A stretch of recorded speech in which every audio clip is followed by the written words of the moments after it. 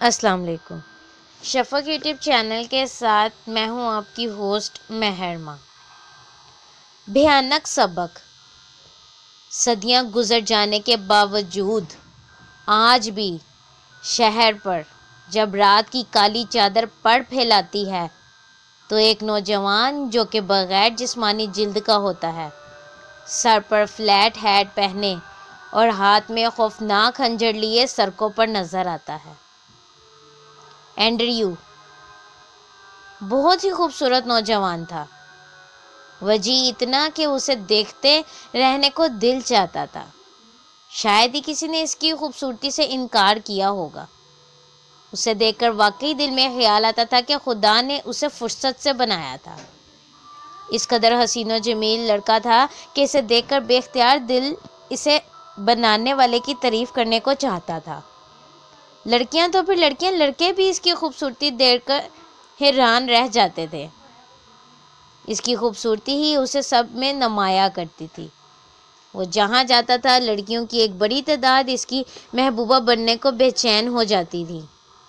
وہ ان لوگوں میں سے تھا جنہیں قدرت نے فراوانی کے ساتھ حسن دیا تھا۔ وہ دراز قد، سرخ و سفید چہرہ،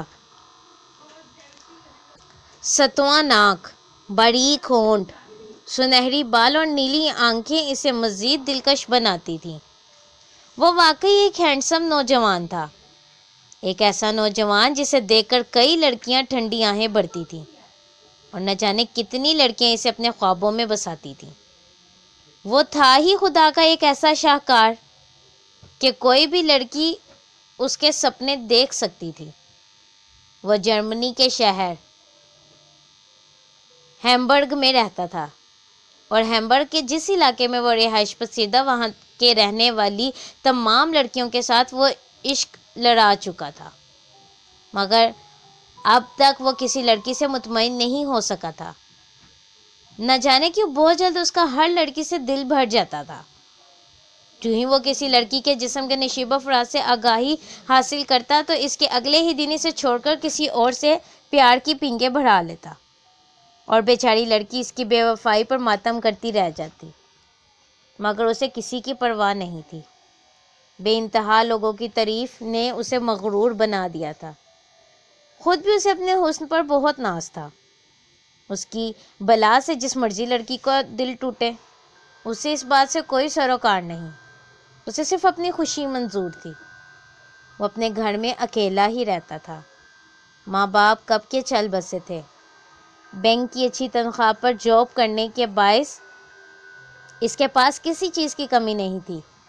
پیسہ، گھر، گاڑی اور حسن سب کچھ تھا اس کے پاس، جس کے باعث اسے کچھ کرنے کی ضرورت نہیں پڑتی تھی، حتیٰ کہ پیار کے دو بول بھی بولنا نہیں پڑتے تھے۔ اس کی خوبصورتی دیکھ کر لڑکیاں خود ہی کسی پکے ہوئے پل کی طرح اس کی باہوں میں آ گرتی تھیں۔ پھر وہ ان کے ساتھ اپنی زندگی کے حسین لمحات گزارتا۔ اب اینڈریو کے علاقے میں ایسی کوئی لڑکی نہ رہی تھی جس کے ساتھ اس نے محبت کا ڈھونگ نہ رچایا تھا۔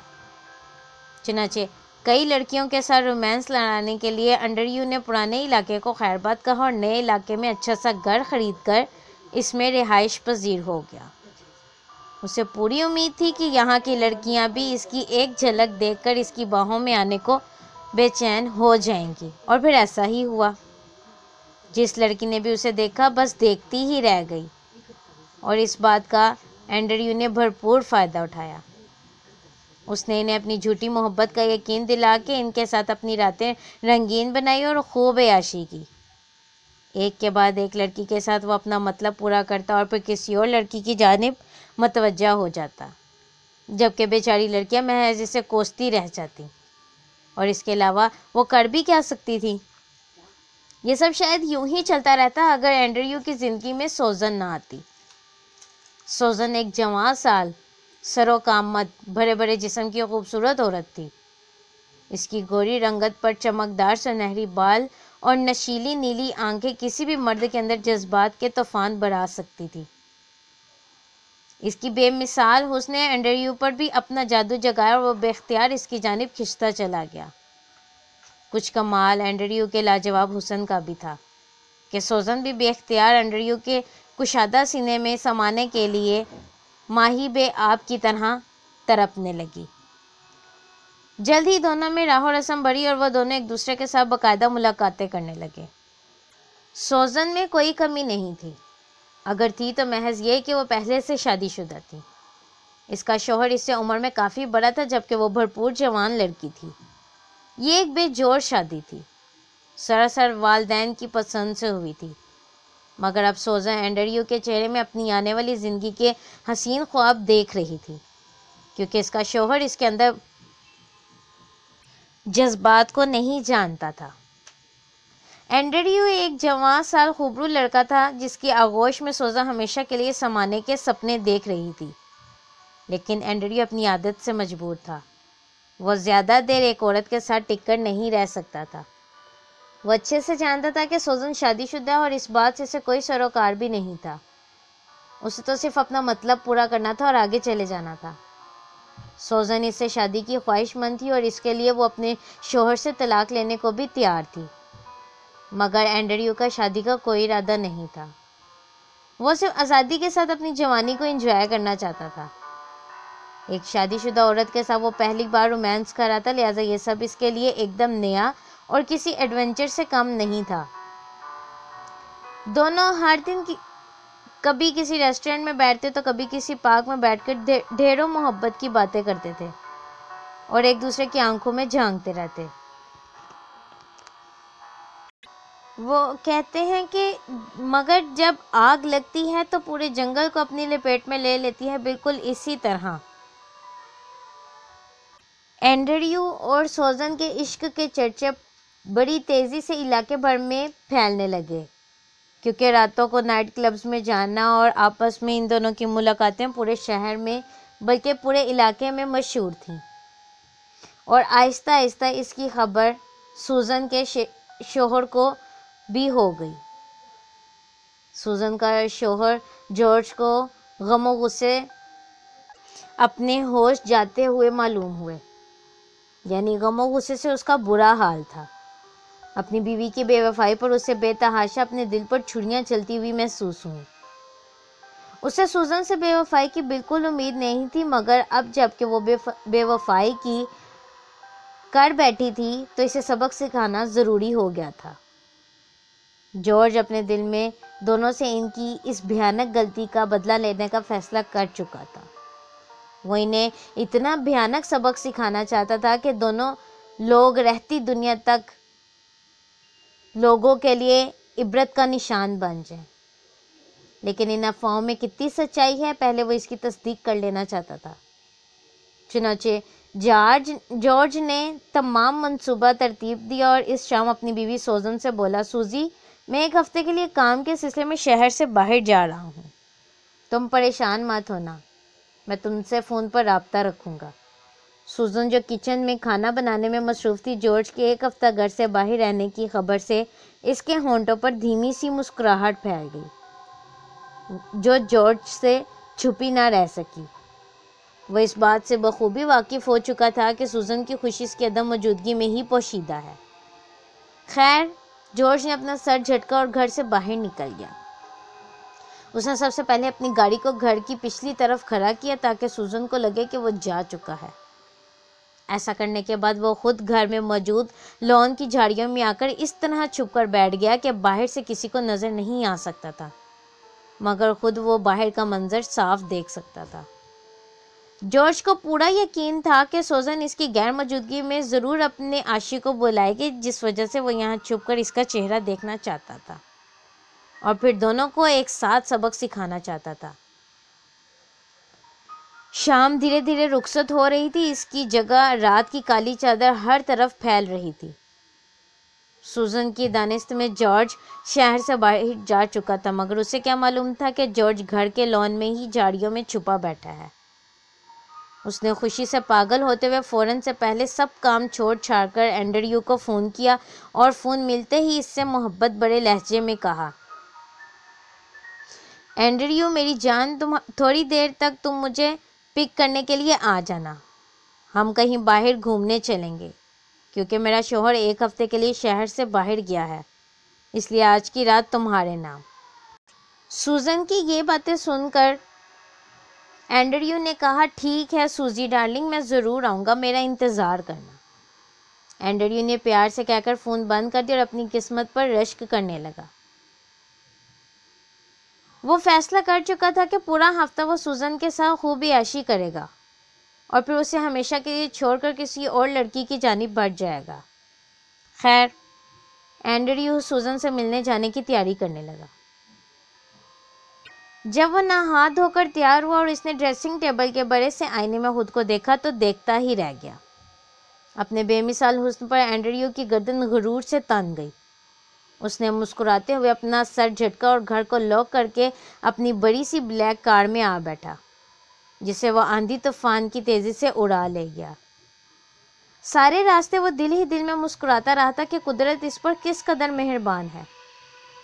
جو ہی اس نے سوزن کے گھر کے سامنے اپنی گاڑی روکی تو سوزن کو گھر سے باہر اپنا منتظر پایا۔ وہ سرخ رنگ کے لباس میں نہایت پری جمال لگ رہی تھی۔ دوسری طرف اینڈریو نے تیار ہونے کے لیے بہت سے ملبوسات دیکھے تھے، لیکن ان میں سے صرف ایک سرخ رنگ کا یہ لباس تھا جو اسے اپنے اوپر اچھا لگا تھا۔ تیار ہو کر جب اس نے خود کو آئینے میں دیکھا تو خود سے ہی شرما اٹھی۔ وہ کتنی پیاری لگ رہی تھی، اسے پورا یقین تھا اینڈریو بھی اسے دیکھ کر اس کی حسن کی تعریفوں میں زمین اور آسمان ایک کر دے گا۔ اینڈریو جیسا لڑکا اس سے پیار کرتا تھا، یہ بات اس کے لیے باعث فخر تھی۔ وہ بھی تو کسی سے کم نہ تھی۔ وہ سوچتی رہی اور شرماتی رہی یہاں تک کہ اینڈریو کے آنے کا ٹائم ہو گیا۔ وہ اس کے استقبال کے لیے گھر سے باہر ٹہلنے لگی۔ جبھی اینڈریو کی کار اس کے پاس آ کر رک گئی، سوزن خوشی کے مارے جھوم اٹھی، جبکہ جھاڑیوں میں چھپے جارج کی توقع کے عین مطابق اس کے گھر کے باہر کوئی اجنبی بلیک کار آ کر رکی تھی، جس میں یقیناً کوئی اور نہیں اس کی بیوی کا عاشق تھا، جس کا اندازہ وہ سوزن کی بے چینی کے ساتھ ادھر سے ادھر ٹہلنے پر، اس کے بے تحاشا تیار ہونے پر اور اب اس گاڑی کو دیکھ کر اس کے چہرے پر چھائی خوشی سے بخوبی لگا سکتا تھا۔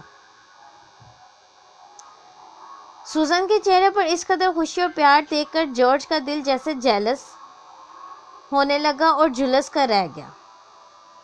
سوزن کے ساتھ شادی کو 10 سال گزرنے کے باوجود اس نے سوزن کے چہرے پر اپنے لیے کبھی اس قدر خوشی اور پیار نہیں دیکھا تھا، کیونکہ وہ اچھے سے جانتا تھا کہ وہ سوزن سے عمر میں کافی بڑا ہے، جس وجہ سے اسے یہ رشتہ دل سے قبول نہیں۔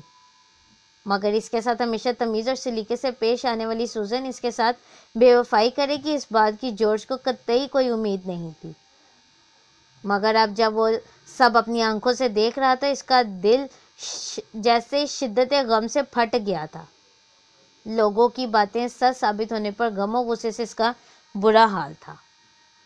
سوزن کو اس سے الگ ہی ہونا تھا تو اس سے کہہ کر طلاق لے سکتی تھی۔ وہ کیا سمجھتی تھی کہ جارج اسے طلاق نہیں دے گا؟